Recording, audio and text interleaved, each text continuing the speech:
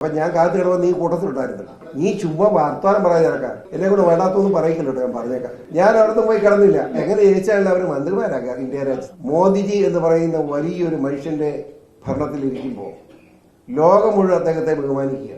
പണ്ട് കുറ്റം പറഞ്ഞു, പണ്ട് നല്ലതല്ലെന്ന് തോന്നുമ്പോൾ നല്ലതെന്ന് പറയും, നല്ലതാണെന്ന് തോന്നുമ്പോൾ നല്ലതെന്ന് പറയും. അതല്ലേ അതിന്റെ മാന്യത.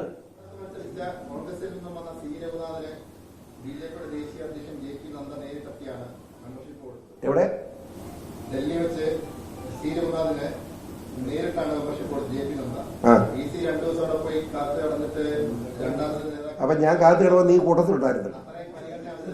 അവൻ കൂട്ടത്തിലുണ്ടായിരുന്നു. എന്റെ റാപ്പിനെ അവനെ അറിയാമെന്ന് പോയി. നീ ചുമ്മാ വർത്തമാനം പറയാൻ ഇറക്കാം. 2 ദിവസം പോയി പോകാൻ പാടും. എന്നെ കൂടെ വേണ്ടാത്തൊന്നും പറയിക്കില്ലോ. ഞാൻ പറഞ്ഞേക്കാം. ഞാൻ അവിടുന്ന് പോയി കിടന്നില്ല. 30-ാം തീയതി രാത്രി എന്നെ വിളിച്ചു സെൻട്രലിൽ നിന്ന്. നാളെ എങ്ങനെയെങ്കിലും അവിടെ എത്തണം. ഞാൻ അവിടെ എത്തി. ഞാൻ അന്നും പറയാൻ ആഗ്രഹിച്ച ഞാൻ പറഞ്ഞുകൊണ്ട് പറയുക. ഞാനവിടെ എത്തി മുതൽ 2 മന്ത്രിമാർ എന്നോടൊപ്പം ഉണ്ടായിരുന്നു. രാജീവ് ചന്ദ്രശേഖരൻ എന്ന് പറയുന്ന മലയാളി, മുരളീധരൻ എന്ന എൻ്റെ പ്രിയങ്കരനായ സുഹൃത്ത്, എൻ്റെ സുഹൃത്തും കൂടെയുള്ള മന്ത്രി. 2 മന്ത്രിമാർ മനസ്സിലായോ? അല്ലാതെ ഒറ്റയ്ക്കൊന്നും അല്ല ഇതിനെ നടന്നു. നീ ഇതിനെ പോലല്ല. ഇത് 2 മന്ത്രിമാരെ എന്നെ കൊണ്ട് നടന്നത്. ഞാൻ കേരള ഹൗസിൽ ചെന്ന് കഴിഞ്ഞപ്പോൾ കേരള ഹൗസിനോട് സ്റ്റേറ്റ് കേന്ദ്രമന്ത്രിയുടെ കാറാണ് വന്നത്. ആ കാറിലാണ് കയറ്റിക്കൊണ്ട് പോയത്. എന്ന് വെച്ചാൽ ഞാൻ ചെല്ലുമ്പോൾ രാജീവ് ചന്ദ്രശേഖരന്റെ വീട്ടിലോട്ട് ചെല്ലും. അദ്ദേഹം ആ തണുപ്പത് 0 പോയിന്റ് അറിയാമല്ലോ. അവിടെ ഇറങ്ങി നിൽക്കുക നല്ല മനുഷ്യൻ.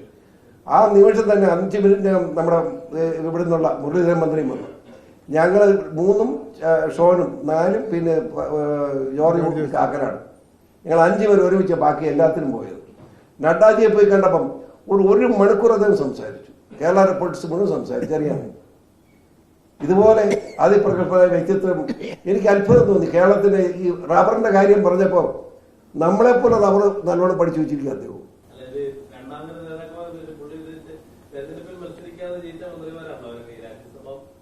ആരൊക്കെ? പക്ഷെ എങ്ങനെ ജയിച്ചാലും അവർ മന്ത്രിമാരാക്കാം ഇന്ത്യ രാജ്യത്ത്. അതായത് ഒരു രാഷ്ട്രീയ പാർട്ടി നിങ്ങൾ ഇത്ര ചീപ്പായി ചിന്തിക്കാൻ പാടില്ല. നിങ്ങൾ ഒന്നുമല്ലേ കോട്ടയം പ്രസ് ക്ലബിന്റെ അഭിമാന ഭാചനങ്ങളല്ലേ. അപ്പം നിങ്ങൾ ചീപ്പായി ചിന്തിക്കാൻ പാടില്ല. അതുകൊണ്ട് ഇത്രയൊക്കെ പറഞ്ഞു തരുന്നത്. ആരെന്ത് പറഞ്ഞാലും ഇന്ത്യ മഹാരാജ്യത്ത് മോദിജി എന്ന് പറയുന്ന വലിയൊരു മനുഷ്യന്റെ ഭരണത്തിലിരിക്കുമ്പോൾ ലോകം മുഴുവൻ അദ്ദേഹത്തെ ബഹുമാനിക്കുക. അദ്ദേഹത്തിന്റെ ആശീർവാദവും അനുവാദമുള്ള അതേ കക്ഷികൾ. നഡ്ഡാജി അവിടെ ദേശീയ പ്രസിഡന്റായിരിക്കും. അങ്ങനെ എവിടുന്ന ജയിച്ചെന്ന് ചോദിച്ചതിന് മറുപടി എന്നാ പറയാൻ? ജനപിന്തുണ ഉണ്ടായിട്ടല്ലേ അവിടെ ഇരിക്കും. നിലയിരിക്കുമോ? മനസ്സിലായില്ലേ? നമ്മൾ ഓരോ വ്യക്തികളെ പറ്റി മോശമായിട്ട് പറയരുത്. അങ്ങനെ നിങ്ങൾ പത്രക്കാരാകുമ്പോൾ എന്തു ആകാമെന്ന് വിചാരിക്കുന്ന പത്രക്കാരുണ്ട്. ആ ടൈപ്പായിട്ട് കോട്ടയം പത്രക്കാർ പോകരുതെന്ന എൻ്റെ വിനയത്തോടുള്ള ഉപദേശം.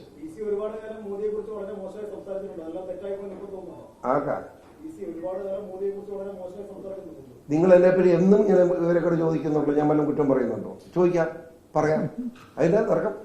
ഓരോ സാഹചര്യം അനുസരിച്ചാണ് അഭിപ്രായം പറയുന്നത്. അന്ന് ഞാൻ നിൽക്കുന്ന മുന്നണി എന്നാണ് UDF ആയിരുന്ന കാലത്ത് മോദിയുടെ പോക്ക് ശരിയല്ലെന്ന് എനിക്ക് തോന്നി. ഞാൻ പച്ചയ്ക്ക് പറഞ്ഞിട്ടുണ്ട്. അല്ല പിന്നെ ചുമ്മാ പിന്തുണ കൊടുക്കണം. അങ്ങനെ കൊടുക്കറിയാം. എനിക്ക് ബോധ്യം അടിസ്ഥാനത്തിൽ. അത് കഴിഞ്ഞ് ഇപ്പം എന്താ വന്നിരിക്കുന്നത്? ഇന്ന് ലോകത്തിൽ ഏറ്റവും വലിയ നേതാവായി ഉയർന്നിരിക്കുക മോദി. ആ പിന്നെ അങ്ങനെ പറ്റി അനുകൂലമല്ലാതെ തിരിച്ചങ്ങനെ പറയും. തിരിച്ചു പറയുന്നത് തലയ്ക്ക് സ്ഥിരമില്ലാത്തവരെ പറ്റുള്ളൂ. രാഷ്ട്രീയ എന്തിനേറെ പറയുന്നു.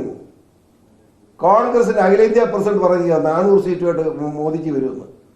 അങ്ങനെയൊക്കെ കൂടുതലല്ലോ നിങ്ങളായിരുന്നു. ഞാനും ഇന്ത്യയുടെ AICC പ്രസിഡന്റ് അല്ലേ കാർഗെ.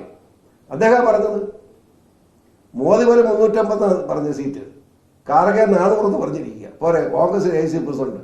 പിന്നെയാണ് നമ്മൾ അങ്ങനെ പഠിപ്പിക്കാൻ ചെല്ലുന്നത്.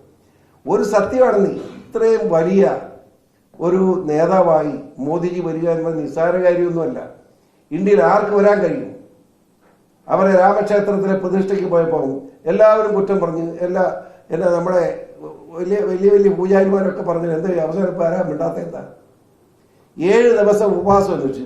മനസ്സിലായില്ല? ഉപവാസം അനുഷ്ഠിച്ച്, അതായത് ഹൈന്ദവ ശാസ്ത്രപ്രകാരമുള്ള എല്ലാ മാർഗങ്ങളും അവലംബിച്ചതിന് ശേഷമാണ് അദ്ദേഹം പ്രതിഷ്ഠ നടത്തുന്നത്.